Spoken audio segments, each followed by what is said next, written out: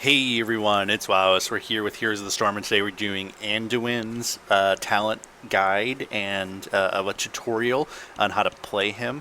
So we're going to jump right in here. You see Brax's holdout. We have a decent team. We've got Butcher, Phoenix, Jaina, we got Abathur versus Probius, Nazebo, Samuro, Mephisto, and Lucio. I think their team comp is actually a little bit better, although I guess we'll see. We'll see how it goes. We have a little bit more experience on our team too, looking at the levels. So Anduin is, in my opinion, the best healer probably in the game right now. I think he's a lot of fun to play. I think he has probably the best healing kit out there, and he's a great healer to jump into if maybe you're new to the game and trying to find like a healer that's a lot of fun to play. He's definitely worth the 10,000 gold, in my opinion. And so I want to kind of guide you a little bit on how I build him, give some tips, kind of show some gameplay. So to get started, Anduin, compared to a lot of the other supports in the game, and in fact most of the other heroes in the game, his build is really not super important. There's not a lot of difference between where he lands in terms of picking different skills, with the exception maybe at level 10. I think almost everyone is taking Holy Word Salvation. Here at level 1, I would take Bold Strategy. You have the option of Renew, which is basically when you attack an enemy hero with your auto attack, it enhances your Q, your flash heal, and then Pursued by Grace means that when you damage enemy heroes your allies take, get healed, whoever's the lowest health near you. Now, the kind of cool part about Bold Strategy is basically it makes your Q a little bit less strong. It drops it. It slows it down in terms of cooldown by 2 seconds, but you get both of the other talents. So that's a no-brainer trade-off because it's a 4-second cooldown, which is not an awful lot. Now his Q, his flash heal, is a channeled heal, so it's a little bit different than most other heals in the game. You'll see here, it takes a little bit of time. I meant to throw that on Butcher, so that was not ideal. His W is this wave that you see, which is a pretty neat mechanic. Basically, you throw it out, it hits enemy heroes and causes damage in that sort of wave pattern, and then, hold on, however many heroes it hits, enemy heroes it hits, the more healing that it does. And on the way back, it's an area heal, so anybody that's in the wake of it ends up getting healed. His Q, as you see, is a little bit weak, in terms of actual healing. It doesn't do a ton of healing. But it's decent. It's enough to usually save a hero. His E is a root that he sends out. It's these kind of chains that he throws out there in this sort of arc, which ends up being both an offensive weapon when you're in a team fight, you can lock somebody down, and a very defensive weapon in terms of it's a good use for if you need to escape or get away from an enemy hero, you can throw it on them and run back. His talent, or his trait, his D, essentially pulls... that was awkward. I didn't realize that Mistifo had jumped in there. I was going to throw my E on him.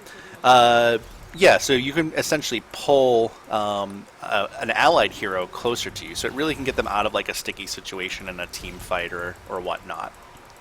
Hold on, we're going to try to maybe lock this down.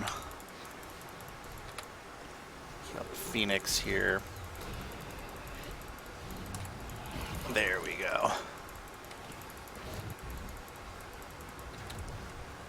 Here at level 4, I recommend taking Moral Compass. Moral Compass basically gives a little bit more of an attack at the end of your W. And the reason I recommend this over the other two is essentially you're going to use your W more than anything here. Anduin actually has a pretty good amount of siege damage. He can clear a wave pretty well, especially later in the game, once he gets a few other talents. So I recommend that in terms of use. The other ones just aren't very useful at level 4. Holy Reach, you don't really need to power up your basic attack with Anduin too much because he can't do an awful lot with it, to be honest. Increasing attack speed and range isn't going to matter. He puts out like less than 100 damage on each auto attack, so it's really not going to be super, super helpful there. We're getting beat up here pretty good. It looks like their entire team is here. We're just going to back and heal up here real quick.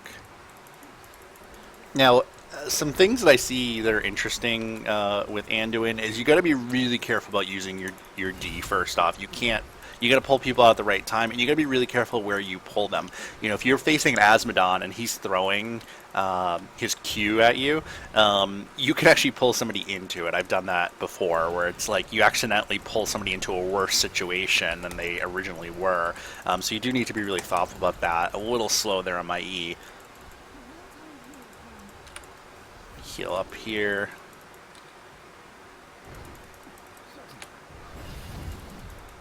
And you want to be, obviously when you're doing wave clear, you want to be thoughtful about the way that you throw your W to try to maximize the enemy minions that you're hitting. Like obviously when they're in a row like this, it's much easier. Ugh. At level 7, I would take Blessed Recovery. That was my bad. I definitely pulled him not as far away as I thought I was. I would take Blessed Recovery. Essentially, it does, if you take a lot of damage, you know, if you lose more than 8% of your maximum health at one point, you recover a portion of that, like you saw right there.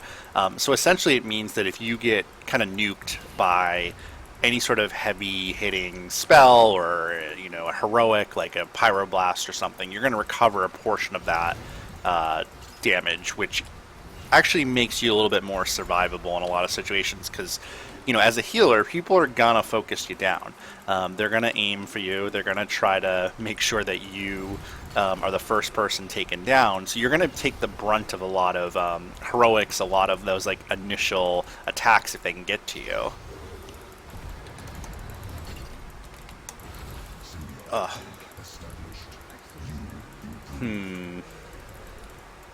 It's a tough matchup down here at the moment.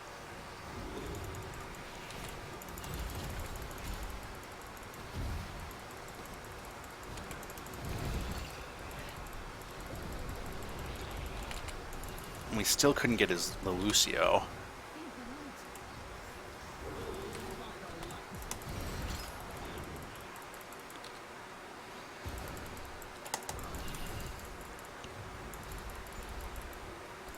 Do not run away from Anduin's wave. If you're playing with an Anduin, the most frustrating part about playing as Anduin is you'll throw out this wave, you'll hit a bunch of enemy heroes, so you're going to do a lot of healing, and players will like run away from the wave. You got to pay attention if you're playing with an Anduin to where that wave's going, and you want to be standing right in the middle of it as much as possible so that you can you know, take advantage of as much of that healing as possible. You see there, it does a lot of healing when it hits some enemy heroes, so you're going to want to do that as much as possible when you're playing with an Anduin. I don't have any real tips for when you are the Anduin to how to get people to do it. I still can't get people to stand in the right place. We're at 98% on this. We just can't get it done.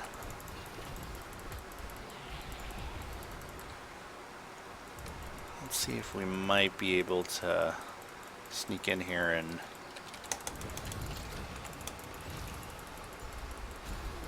The Lucio is tough for the Butcher to kill like that. Yeah, there you go. You should take the Nazebo out first, actually, because Lucio actually has some decent escapes for against a Butcher. So he's a little bit tough to just like run in and stop as a Butcher. I think you're better off taking out somebody like Nazebo who has really no escape. So the Butcher should be able to take him down pretty easily. And again, we're just going to use our W here as much as possible to sort of do some damage to these waves. You see here, Anduin actually has a pretty decent amount of siege damage. Now, Anduin's never going to do a lot of hero damage. That's true of almost every support, right? You don't have many supports in the game that can do a lot of damage. That's not really their role. But Anduin is a pretty decent wave clear in the game. So, you know, be mindful of that. You're not a healer that like can't clear a wave. You actually can do quite a bit of damage to a wave all at once. And you're against heroes, you're really focused more on rooting people. And, I just missed Lucio, which would have been sick. At level 10, really the only choice is Holy Word Salvation. This is really the ultimate of choice here. You protect everyone that's in it, everyone that's in it heals. The only downside to it is it is channeled, so that means that if you get pushed or stunned or in any other way stopped, you can cancel it in the middle of it. That can make for a very bad day if you're in the middle of a team fight and someone knocks you out of it as soon as you cast it. So you just have to be really careful about what abilities the enemy heroes have, and what ultimates they have or heroics they have. Hold on here, because you just want to make sure that they use it. So if you're going up against like an ETC who has a mosh pit, you got to be really careful that you don't drop it and then he moshes you, because he'll mosh you right out of your own heroic. Oh boy.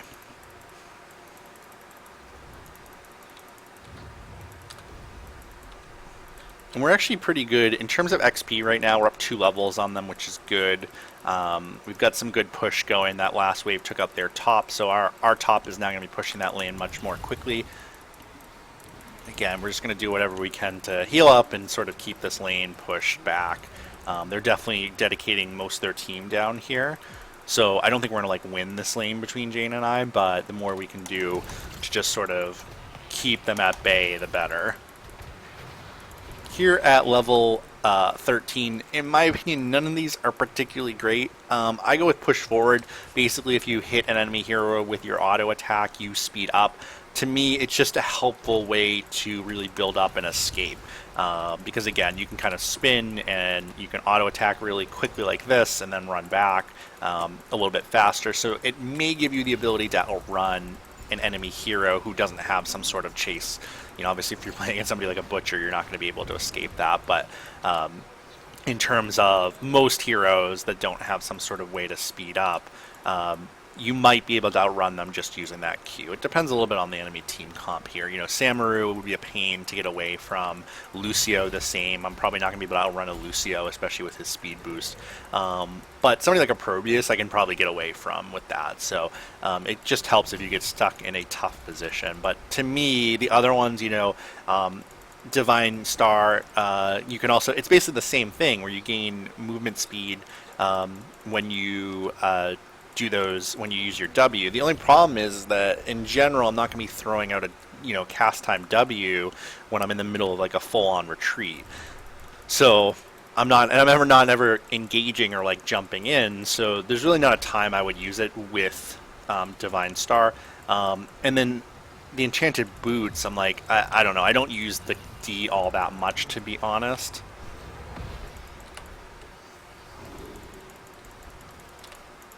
Just going to try to push this back a little bit.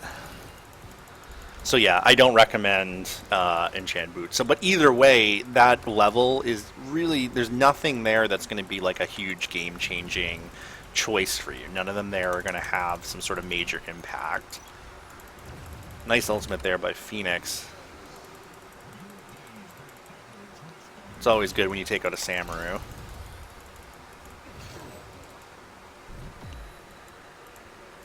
Just going to take out these pylons. Alright. Heal up the Butcher.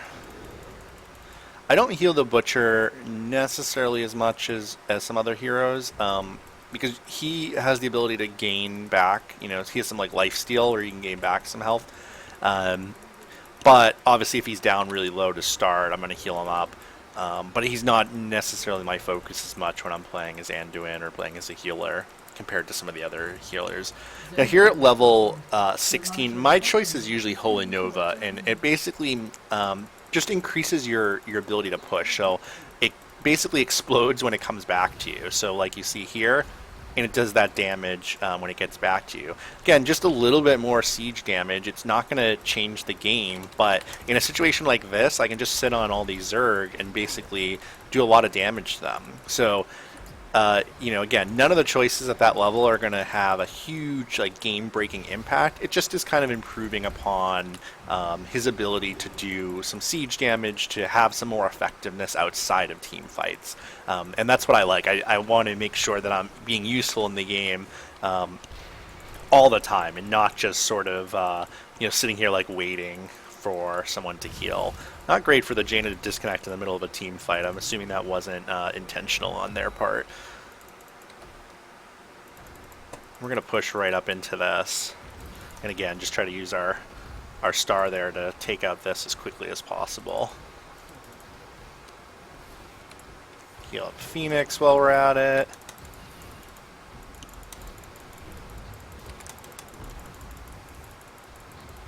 There we go. A pretty good push there. We're going to get back before too much craziness happens.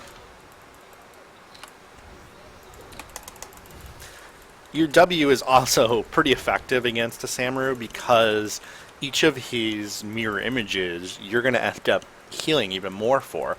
So you want to be thoughtful about that. If you have the opportunity to hit fake enemy heroes, right, it still counts the same in terms of the way that it looks in the game. I may end up using my ultimate here. And again, it just sort of, they can't really do a whole lot at the moment with that. Oh, and I got him with my E. Oh, there we go. I got him with my E, but he was unstoppable. But we got him with that last auto attack, which is great. And now I think they're in some real trouble.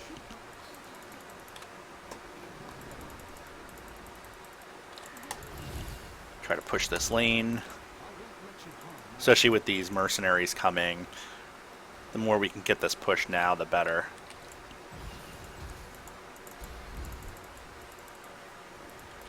I'm going to back here before Proteus shows up. Looks like they're going to try to boss. It seems like a decent time to boss. We're up 5-4. They've already got it down to half health. I can probably heal up Phoenix here.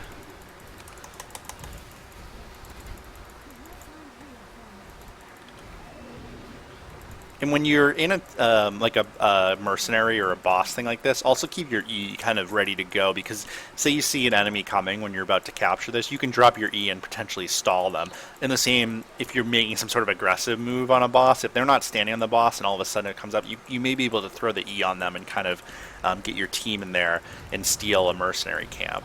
So just something to be thoughtful of with your E, is it can be really used as an effective offensive weapon too in some situations.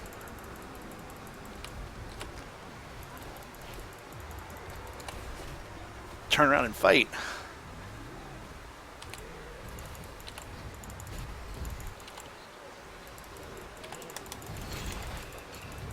Oh, I caught the real Samaru too.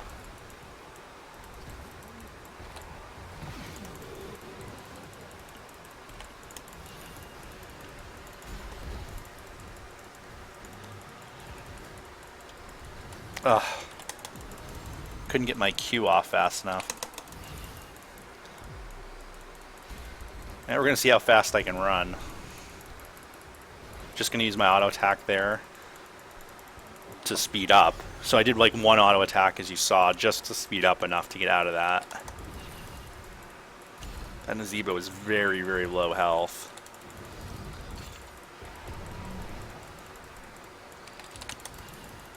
There we go. I don't know if I can one-on-one Mistifo, but then we have two Anduins.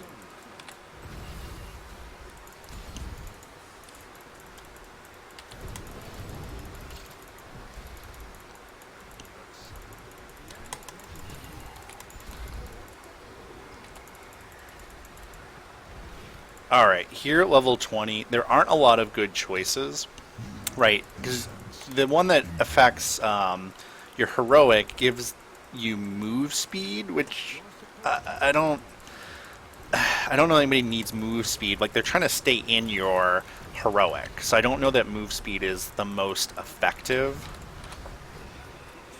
I'm gonna use it right here. I wish Phoenix had just like stayed in it. There we go. So I like to take Varian's Legacy. It basically just adds a burn to your auto attack. It's not particularly effective, but none of the choices here, in my opinion, are great. You can get a second charge or a Leap of Faith, but again, I don't use Leap of Faith all that often. I find that it's usually more bad than good. And then activate to desperately heal an allied hero. I haven't used that a ton. I guess it could be effective. I don't know. I think at this point in the game, though, I'd rather just have a little bit more auto attack damage. Although, again, my auto attack isn't doing a lot. I do less than 200 damage and 64 on the burn.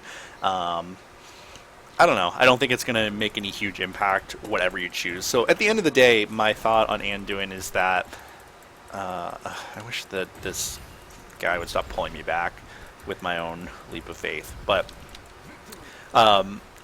Anduin, ultimately, it doesn't matter a whole lot in terms of his build. You really can't screw him up in terms of your build. I think unless you maybe take...